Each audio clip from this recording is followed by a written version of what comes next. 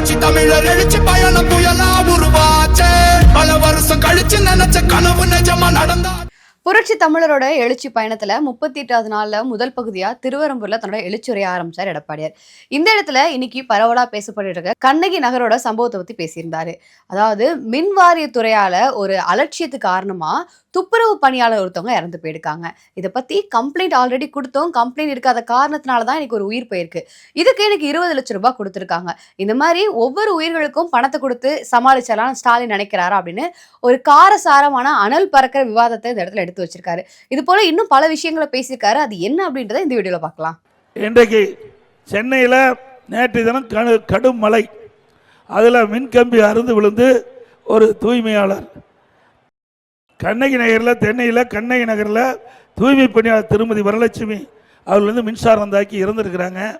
ஆக இந்த அரசாங்கம் அமைந்த பிறகு இன்றைக்கு நாட்டு மக்களையும் பாதுகாப்பு இல்லை, அந்த மின்சாரத்துறையும் முழுமையாக செயல்படுவதற்குடைய சூழ்நிலையை ஏற்படுத்தலை. அதனால் இன்றைக்கு ஒரு உயிர் போயிருக்குது. இப்படிப்பட்ட சம்பவங்களும் இந்த ஆட்சியில் நடந்து கொண்டிருக்கு என்பதை நேரத்தில் தெரிவித்து, இந்தியாவிலே நான் தான் சூப்பர் முதலமைச்சர், எதில் கடன் வாங்குவதில் சூப்பர் முதலமைச்சர், கடன் வாங்குவதில் இந்தியாவிலேயே போன ஆண்டு பத்திரிகையில் பார்த்திருப்பீங்க, இந்தியாவிலேயே அதிக கடன் வாங்குவதில் முதல் மாநிலம் தமிழ்நாடு. அந்த பெருமை தமிழ்நாடு முதலமைச்சரை சாரும். அது மட்டும் இல்ல, 4 ஆண்டு திராவிட முன்னேற்ற கழக ஆட்சி, இந்த 4 ஆண்டுல மட்டும் 4,38,000 கோடி கடன் வாங்கியிருக்கிறாங்க. 4,38,000 கோடி கடன் வாங்கியிருக்காங்க. இன்னும் ஒரு ஆண்டு பாக்கி 25, 26 நடப்பாண்டு 1 லட்சம் கோடி கடன் வாங்க போறாங்க. ஆக மொத்தம் திராவிட முன்னேற்ற கழக 5 ஆண்டு காலத்தில் 5,38,000 கோடி கடன் வாங்கி தமிழ்நாட்டு மக்களை கடனலாக்கி தான் மிச்சம். ஓட்டு போட்டதுக்கு திரு ஸ்டாலின் கொடுத்த பரிசு. நாம எதுவுமே கவலைப்படாத இருக்கிற மாதிரி நாம் நினைக்கிறோம். தப்புங்க. கடன் வாங்க வாங்க வரி அதிகமாகும்.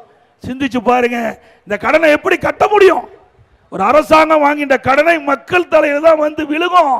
கடைசியில வரி போட்டு தான் அதை வசூல் பண்ணி கடனை அடைக்க முடியும். ஆக இப்படி கடன் வாங்கிட்ட அரசாங்கம் தொடர வேண்டுமா? தொடர வேண்டுமா? அது மட்டுமல்ல, தமிழகத்தில் 73 ஆண்டு காலம் பல்வேறு கட்சிகள் ஆட்சி செஞ்சிருக்கிற, முதல்ல காங்கிரஸ் ஆட்சி, அப்புறம் திமுக ஆட்சி, அப்புறம் அண்ணா திமுக, திமுக அண்ணா திமுக, திமுக மாறி மாறி 2021 வரை தமிழகத்தினுடைய கடன் அளவு 5,18,000 கோடி. திராவிட முன்னேற்ற கழகம் ஆட்சிக்கு வந்து இந்த 4 ஆண்டு, அடுத்த ஆண்டு 1 ஆண்டு வரும்போது 5 ஆண்டு நிறைவு செய்கின்ற பொழுது 5,38,000 கோடி கடன்.